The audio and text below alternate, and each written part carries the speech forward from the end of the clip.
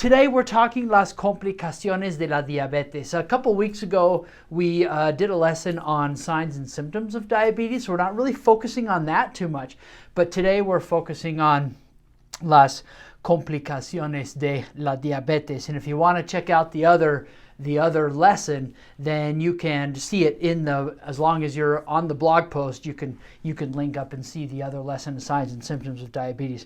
Okay, let's get started with some vocabulario relevante about complicaciones de la diabetes. First of all, we've got azúcar alto or hiperglucemia, both meaning high blood sugar, right? Dañar is to harm or to damage, the verb to harm or damage. Desechos are waste or discharge. Entregar is to deliver. Entregar is our verb to deliver. Filtrar is our verb to filter. Flujo de sangre is the noun for blood flow. Impedir and limitar, two similar verbs. Impedir, limitar, to impede or to limit. Okay? Lesiones que no se sanan, so wounds that don't heal. Una lesión is a good word, common word for a wound. Lesiones que no se sanan, it's a reflexive verb. Sanarse, we'll see it in a minute, but it means to heal. Morir is to die. Morir is to die, and some people will use morir reflexive, like instead of just muero, I die, me muero, te mueres, se muere, etc. But it's over the years become just a regular verb, not reflexive. It is a stem changer though. So like dormir, to sleep. Yo, it's not dormo, it's duermo. So it's not muero, yo, it's not moro, it's yo muero. Okay? Nervios, nerves. Ojos, eyes. Oxígeno, oxygen. Pegajoso, sticky. Piel, skin. Pies, feet.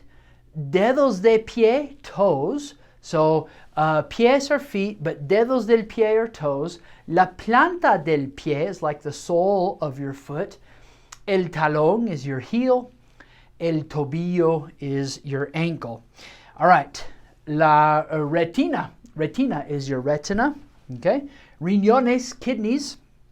Sanarse, there's our verb to heal. Sensaciones de dolor, so feelings or sensations of pain. And then tejidos importantes, so like important tissues, okay? Bien, we're going to talk about los vasos sanguíneos now, un poquito, in the context of diabetes. So we've got las arterias y arteriolas, the smaller ones, and then we've got venas y venulas, the smaller ones. What we're really talking about, when we talk about high concentrations of sugar and stuff in your bloodstream, we're talking about los capilares aquí, los capilares. And so what do we want to teach or explain about los capilares in the context of diabetes? Well, entregan, deliver, sangre, blood con oxígeno y nutrientes a las células. So they deliver blood with oxygen and nutrients a las células, to the cells de los tejidos importantes, two important tissues.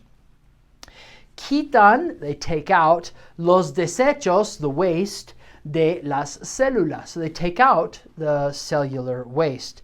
La acumulación, so accumulation, la acumulación de azúcar impide el flujo, so impedes the flow de sangre en los capilares. So it impedes the blood flow in your capillaries, okay? So what does that mean for your eyes, for your kidneys, etc.? Let's take a look. So las complicaciones en los ojos, so complications in your eyes. El azúcar alto, so high blood sugar, impide el flujo de sangre, so impedes the blood flow, a los tejidos importantes de los ojos, to your important tissues of the eyes. Sin suficiente sangre, without enough blood, los tejidos importantes del ojo, so the important tissues in your eye, se mueren, they die. I just couldn't help myself with using it reflexively, okay?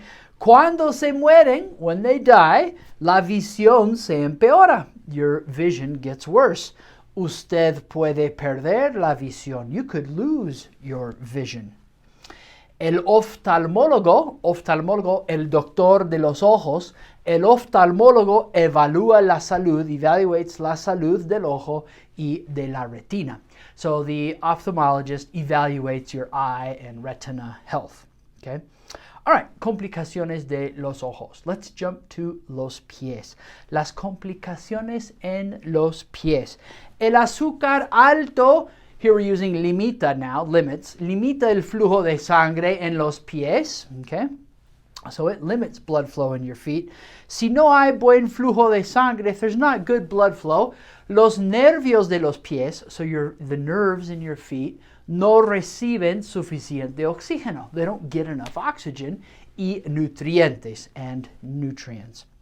Los nervios se mueren, the nerves die, sin suficiente, remember sin is without, sin suficiente, and that's sufficient or enough, sin suficiente oxígeno y nutrientes. So your nerves will die without enough oxygen and nutrients. Cuando los nervios se mueren, when the nerves die, usted tiene falta de sensación en los pies. When the nerves die, you have numbness in your feet. Se llama la neuropatía. It's called neuropathy. La neuropatía. All right. Excelente. Let's jump to lesiones que no se sanan. But first, I need to say, if you're learning something new right now, make sure you like this video, subscribe to our YouTube channel, because that's how we're able to keep doing this, by building the number of folks who watch our videos. And thank you for liking the video and subscribing and sharing the video with other folks who you know work with diabetic patients. Okay, las lesiones que no se sanan. So, wounds that don't heal. El azúcar alto también impide el movimiento de las células blancas a los tejidos del cuerpo. So, high blood sugar also impedes the movement of white blood cells a los tejidos del cuerpo, to your body tissues. Las células blancas, your white blood cells, combaten las infecciones en la piel y en otros tejidos. So they fight infections in your skin and other tissues. Cuando las lesiones no reciben las células blancas, when the wounds don't receive the white blood cells, las lesiones no se sanan. The wounds don't heal. Now, I understand you probably use fancier words or slightly different language, but I want you just to see how, with very simple present tense, grammar structure, and the right vocab, you can say some really meaningful stuff about the complications of diabetes in Spanish. All right, let's keep going.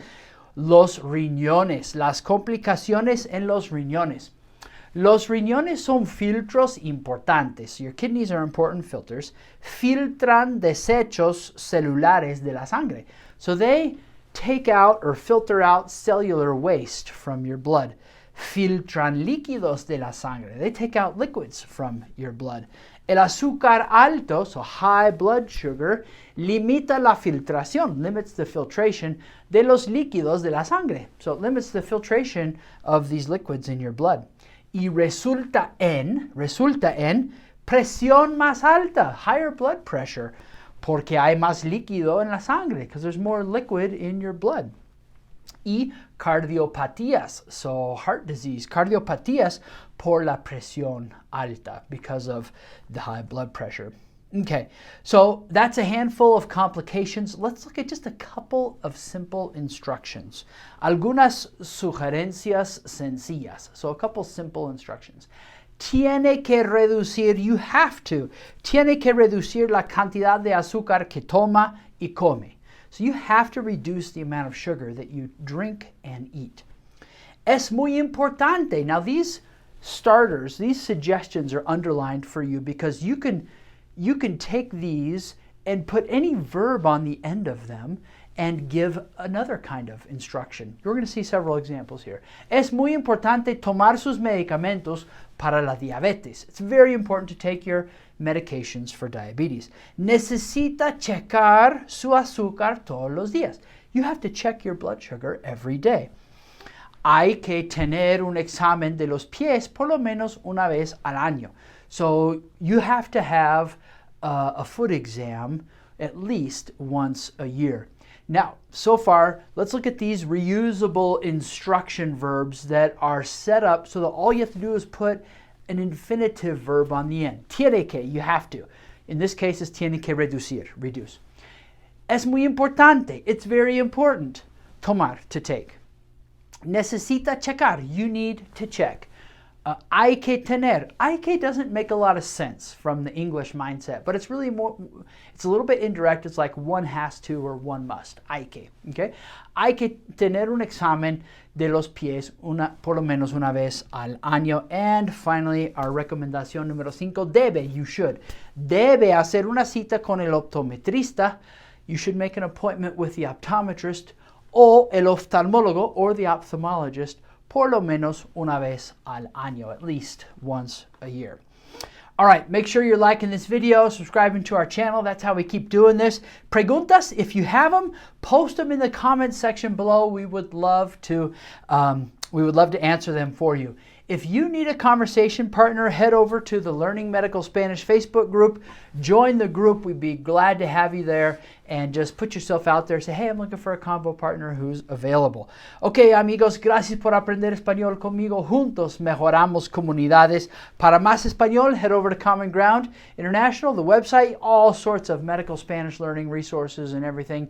And un examen de español médico. If you want to take a free medical Spanish terminology test, in fact, as many as you want, just go ahead and head over here to certifiedspanish.com, create your free account, and you can take an unlimited number of medical Spanish terminology tests. Okay, amigos, que tengan muy buen fin de semana. Nos vemos la próxima semana. Chao.